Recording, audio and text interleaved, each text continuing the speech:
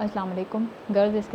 इस वक्त आपके सामने जो एल्गोरिदम लिखा गया है वो प्रॉब्लम नंबर 12 का है। That is convert the temperature from Fahrenheit to Celsius scale. Fahrenheit और सेल्सियस स्केल दोनों यूनिट्स हैं, आपने इनके नाम सुने होंगे। टेम्परेचर को मेजर करने के लिए यूज़ होती हैं। आपने बहुत दफ़ा सुना होगा कि किसी चीज़ का टेम्परेचर इतने फ़ारेनहाइट है, या मोस्टली आपने सेंटीग्रेड या सेल्सियस स्केल का सुना होगा कि इतने सेंटीग्रेड टेम्परेचर है, आज उस शहर का टेम्परेचर इतने सेंटीग्रेड रहा, या इस तरह से। ठीक है, दे आर जस्ट यूनिट्स। एक फार्मूला है, उसके थ्रू जो है ना आप किसी भी टेम्परेचर को अगर फ़ारेनहाइट टेम्परेचर है उसको सेल्सियस में कन्वर्ट कर सकते हैं, सेल्सियस या सेंटीग्रेड टेम्परेचर को आप फ़ारेनहाइट में कन्वर्ट कर सकते हैं। उसका प्रोग्राम भी लिखने के लिए आपको दिया जा सकता है और एल्गोरिदम भी लिखने के लिए दिया जा सकता है।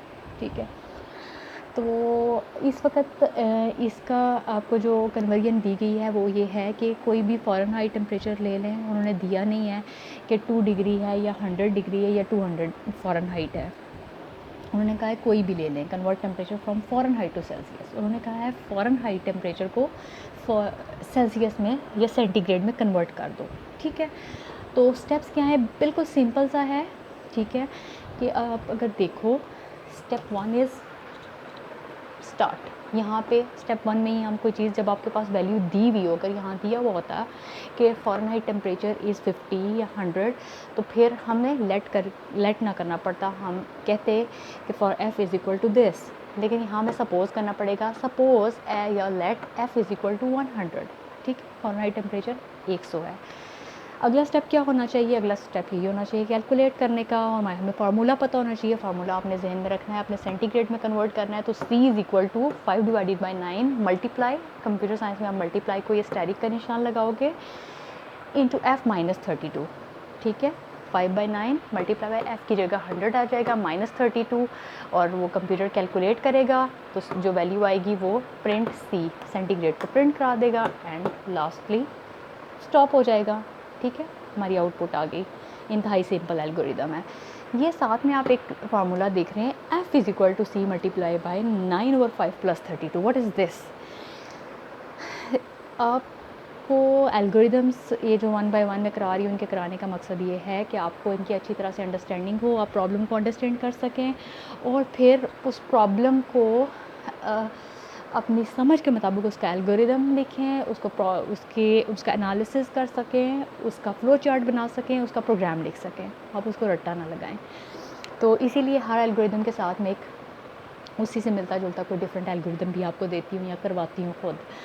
तो अब जबकि आपके एग्ज़ाम्स होंगे, उसमें भी मैं आपको यहाँ बुक से बिल्कुल सेम टू सेम वही एल्गोरिदम्स करने के लिए नहीं दूंगी, बल्कि मैं उससे मिलता जुलता कोई डिफरेंट कोई डिफरेंट प्रॉब्लम दूंगी, कोई डिफरेंट फ्लो चार्ट दूंगी, और मैं देखूंगी कि आपको वाकई आता है, आपने रट्टा लगाया है, या आपने वाकई उसको समझ के किया है। राइट, तो अगर इसी को थोड़ा सा कन्वर्ट कर लें, इसी प्रॉब्लम को, कि अगर आपसे कहा जाए कि convert the temperature from Celsius to Fahrenheit, यहाँ पे क्या है, convert the temperature from Fahrenheit to Celsius.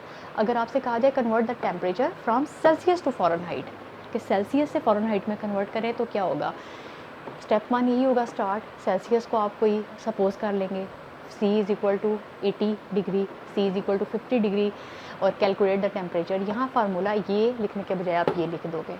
ठीक है, और फिर प्रिंट F हो जाएगा एंड स्टॉप। ठीक है, इसी तरह से कोई भी चीज़ आपको कैलकुलेट करने के लिए दी जा सकती है। कोई एरिया कैलकुलेट करने के लिए दिया जा सकता है, किसी क्यूब का, किसी ट्रायंगल का, किसी रेक्टेंगल का, किसी स्क्वायर का एरिया कैलकुलेट करें, तो आपने बस एक वेरिएबल लेना है, उसकी वैल्यू सपोज करनी है, उसका फार्मूला में उसकी वैल्यू एरिया की कैलकुलेट करानी है, उसे प्रिंट कराना है एंड स्टॉप। आपने ये सारे एल्गोरिदम्स जो मैं साथ साथ बताती हूँ कि ये भी हो सकता है, ये भी हो सकता है, आपने इनको ज़रूर ट्राई करना है। और अगर कोई क्वेश्चन होता है, आपसे नहीं होता, तो आप मुझसे ये जो है वीडियो देखने के बाद नीचे क्वेश्चन करें कि ये चीज़ हमसे नहीं हुई, ये भी शेयर करें, ये भी शेयर करें, देन आई विल शेयर। ठीक है, अब नेक्स्ट प्रॉब्लम नंबर 13 पे चलते हैं। इसको आप अच्छे से प्रैक्टिस कर लें, और इसके बाद हम नेक्स्ट प्रॉब्लम करते हैं।